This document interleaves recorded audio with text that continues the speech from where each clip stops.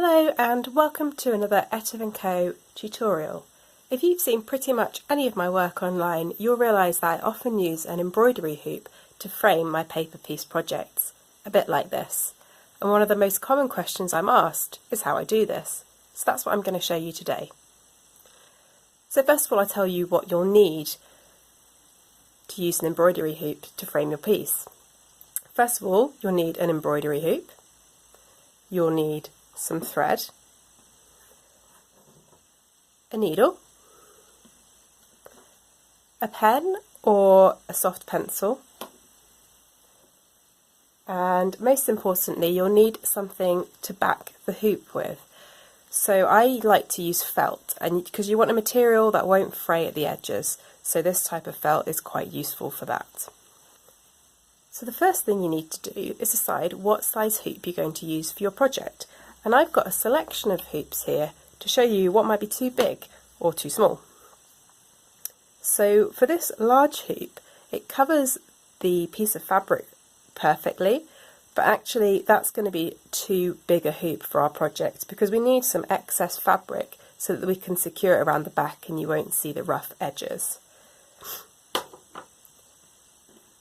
So we could use a hoop this size, and you can see there's a bit of excess fabric all around the hoop, which allows us to tie it around the back neatly. Ideally I'd leave about an inch of fabric. Here this has only got ½ an inch, but that should be fine. And of course you could use an even smaller hoop and choose one particular area of the pattern of your finished piece that you'd really like to emphasize, and that would look really cute. But today I'm going to use this hoop, which is about 6 inches in diameter.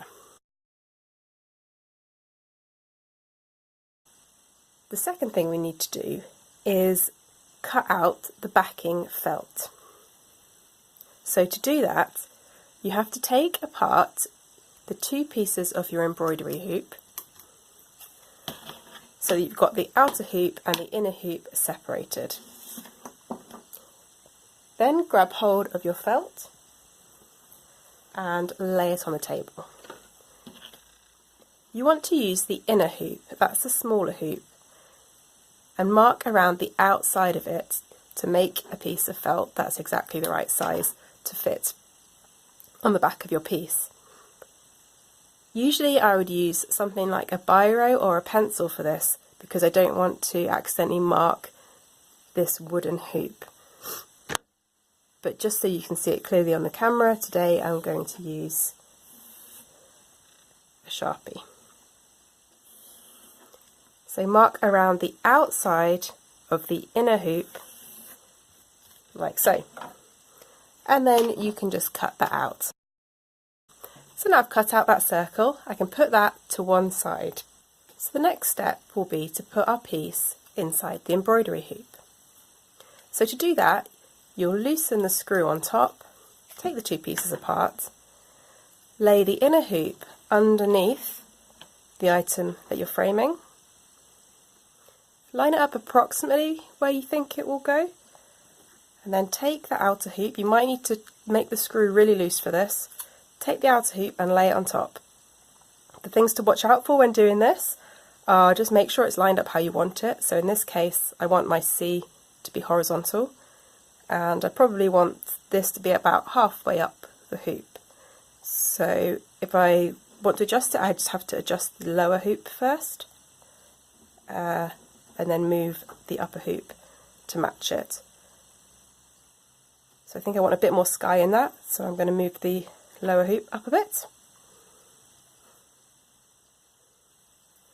I think that's about right. And that's approximately tightening knob at the top. So then I'll tighten that a small amount, and then I want to make this taut but not too tight. So I'll just gently go around pulling the fabric so that it's taut but not overstretching it, because then you'll have pulls in the fabric. You might be able to see that there with the cream fabric, where if I'm pulling it, it's going to become distorted. So don't be too rough, just pull it gently. So just go around the whole edge. I think that's about right. and then tighten that screw. So that's what it's going to look like when I finish the framing. What you'll need to do next is turn it over, and you'll see we have all this excess fabric which we've got to tuck behind the hoop before we can add the felt backing. And I like to do this by sewing a thread around here and pulling it taut. So it doesn't matter what colour thread you use for this, but you're best to use quite a strong thread. Take a length of it that's quite long.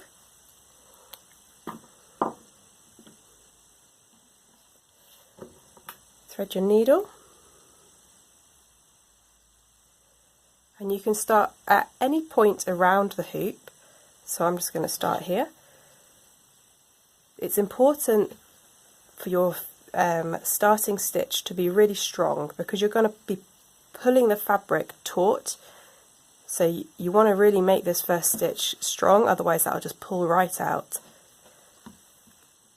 Doesn't matter if it's neat, you're not going to see this. Just make it strong.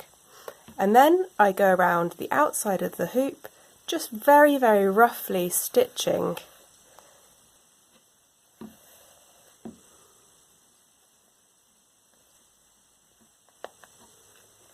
So as you approach the point at which you started, which was there for me, you'll want to pull that string, pull that thread so that it becomes tighter and it pulls in all the excess fabric. And that's why we put such a strong stitch in at the start, so that we could pull against it.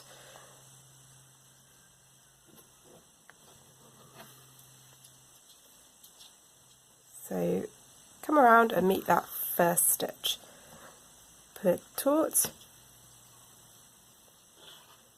That's probably okay.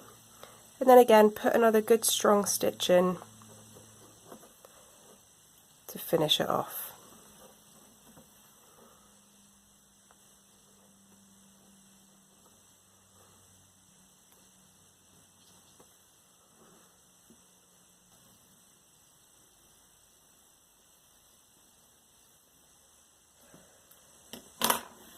So what you can do now is, if you like, you can just trim off these spare pieces of fabric like this. It's not really essential for this piece because there isn't a lot of excess fabric.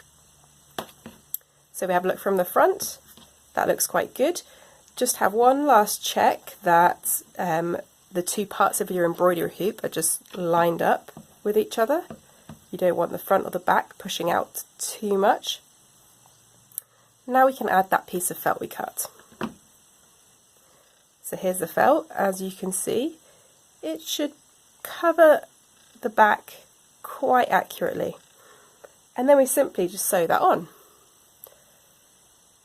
Now I use quite a basic stitch for this, which I'll show you now. So first of all, I'm going to just attach my thread to the fabric underneath. Again, it doesn't matter exactly where you start the sewing for this, so just choose a point and begin there.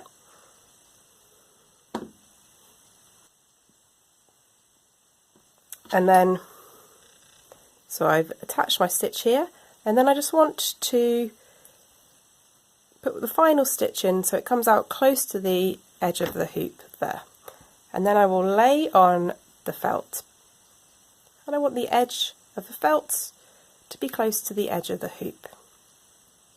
And the stitch I like to use, I just go perpendicular to the hoop, about just over 1/4 of an inch from the hoop. I go perpendicular, and then I twist my needle and come up again about 1/4 of an inch along. And again I go 1/4 of an inch perpendicular, come up 1/4 of an inch along, as close to the hoop as I can. Now if you were particularly good at hand stitching, you might like to use a nice bright coloured thread so that you could really see that stitching. For me, I probably prefer to hide it. So I just, here I'm using just an off-white thread and a white felt. And then simply just go around the edge of the hoop, like so. So a couple of questions I get asked about framing the pieces using embroidery hoops are things like, how do I finish the paper piece item before I frame it? So for example, do I quilt the item? Do I use interfacing to make it a bit stiffer before I frame it in a hoop? Well, no, generally I wouldn't quilt the item because I prefer to use embroidery hoops. But if you had a quilting hoop rather than an embroidery hoop, it could look really good in a quilting frame, and I have seen some people do that with my yoga patterns and they look really great. So yeah, you definitely could quilt them, you just probably couldn't use an embroidery hoop. And whether I use interfacing. I used to use interfacing back when I first started using embroidery hoops as frames, but actually I think it's better not to, because you can manipulate the fabric a bit easier when you first put it in the hoop, so you can get a flatter finish, I think, by not using interfacing. But that's something you could experiment with if you're interested.